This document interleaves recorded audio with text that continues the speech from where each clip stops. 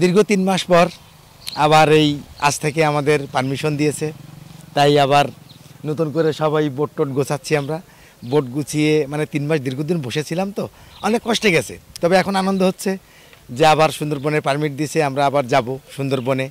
পর্যটক আসবে, আজকে এসছে, অনেকেই এসছে, তাতে আমরা খুশি যে পর্যটক আসবে। তবে পর্যটকের আসার ক্ষেত্রে যদি এখানে একটু হোটেল মোটেল এগুলো যদি একটু বেশি পর্যাপ্ত থাকতো, তাহলে আমার মনে হয় পর্যটক আরও বেশি আসতো আমাদের জন্য। আমরা সাতক্ষীরা অবস্থান করছি। সাতক্ষীরা থেকে শ্যামনগর, এই মুন্সিগঞ্জ হয়ে আমরা এখানে সুন্দরবন যাওয়ার জন্য আসছি।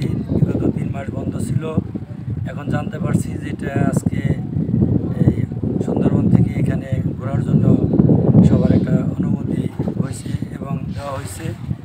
আমরা সুন্দরবন ঘুরবো, উপভোগ করবো।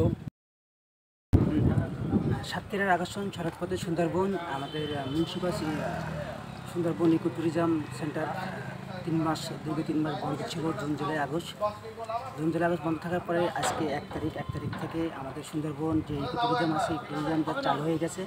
আমাদের এই 3 মাস যে বোটগুলো বন্ধ থাকে, 3 মাসের ভিতরে আমরা অনেক অসহায়ের ভিতরে দিন কাটাই এবং দিনের ভিতরে থাকি।